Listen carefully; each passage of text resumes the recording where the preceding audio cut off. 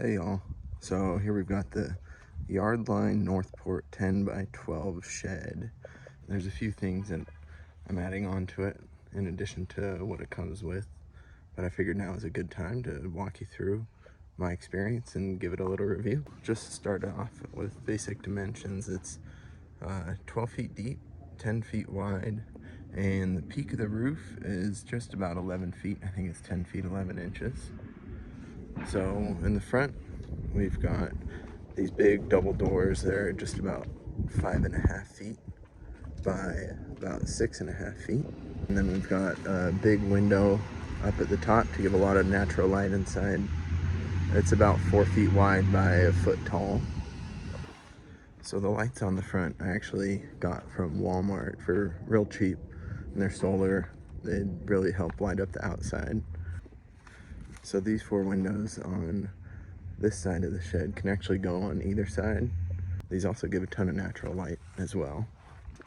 On this side we actually have 2 vents, and in the instructions they're pretty liberal about where you can put them. One just needs to be high and one needs to be low. So I decided to put them over here so then they're not visible except if you come on the side of the shed. So as you can see, I painted the trim black and the rest of the shed a very light gray color, but the wood actually all comes in this kind of tan primer, which also looks nice if you don't want to paint the shed at all. So one of the things that I added on to the shed is solar, and so you can see the 4 panels up here. It's a Renogy 400 watt kit that I bought. I'll make another video about that. So on the front here, we've got nice trimmed out doors with some accessories that it comes with. There's 4 of these, and then big piano hinges that run almost the entire length of each door. And it also comes with a nice lock and handle. And there's little hooks and eye bolts here to hook the door when they're open. So here's a shed with the doors open. And I wanted to mention before we actually go inside. So I started out by clearing an area that's 1 foot wider all the way around. So it's 12 by 14. And we put a truckload of rock down just for drainage. And then of course the weed barrier underneath the rock. And once I actually finished, I realized I wanted to extend that, so I had a ton of this pea gravel left over. So I just extended the wood out a little further to the fence, put down a bunch of extra pea gravel, and so I'll use this as storage for whatever bricks and stones I have. So I bought the shed from Costco when it was on sale for $23.99 plus tax, which was $150, so it came out to $25.49. And I just checked right now, and the 10x12 is being sold for $29.99. And there's also an 8x10 version that you can look at as well.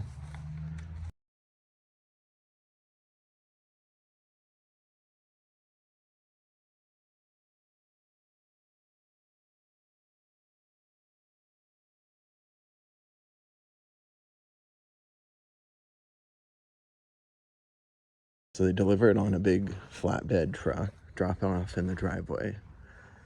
And nice pallet, looks really well done.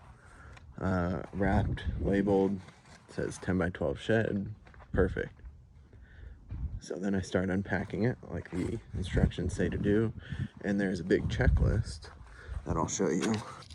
I start checking off every single thing, and turns out a ton of parts are missing, including the entire flooring kit.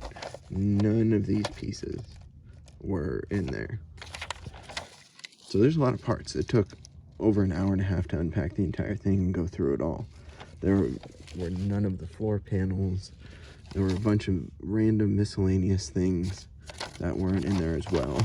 So I started off trying to call customer service, and it was delivered on a Saturday. Turns out customer service isn't open on a Saturday.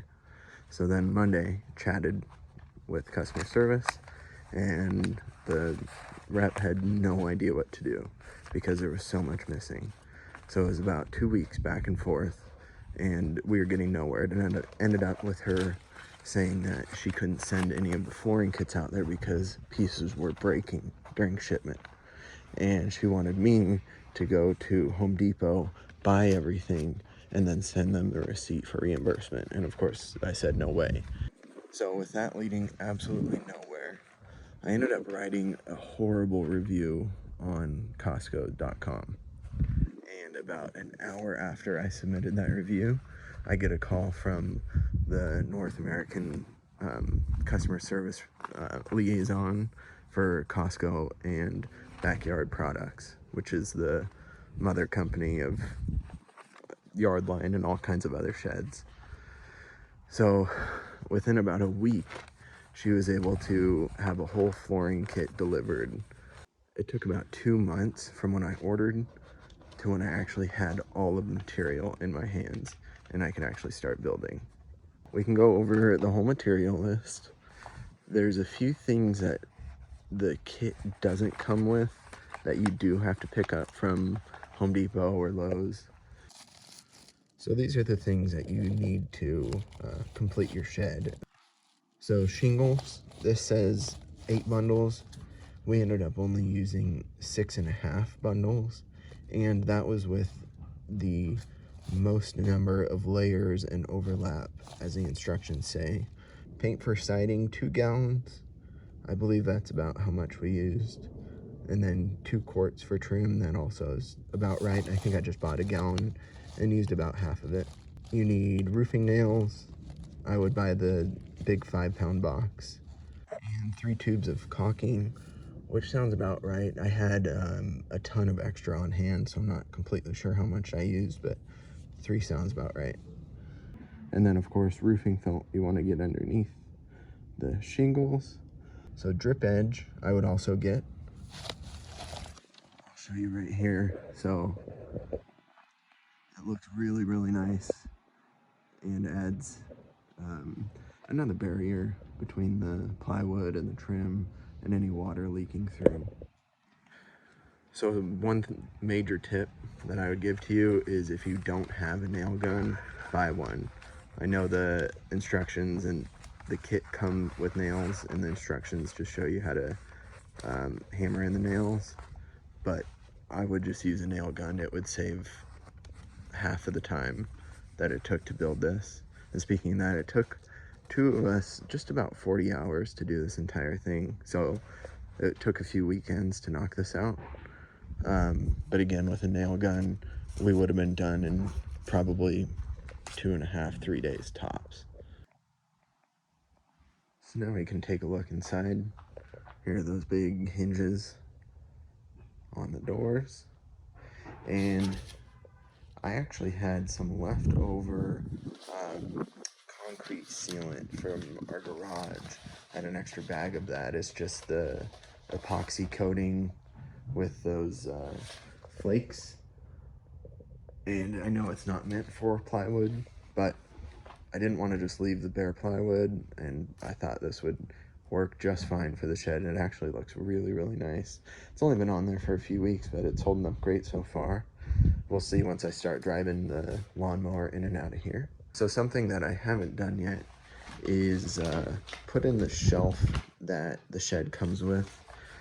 You can either have it as a shelf or like a loft, kind of up where the star is.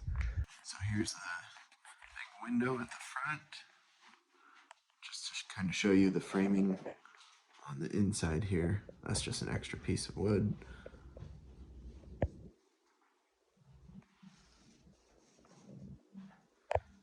And we've got the vent there, and then there's another vent down here in the bottom corner. That's one of the extra pieces of plywood that they sent over. And we've got the 4 windows here as well. They let in a ton of light. So I also had 3 gallons of white ceiling paint from when I was going to paint the ceiling of our garage.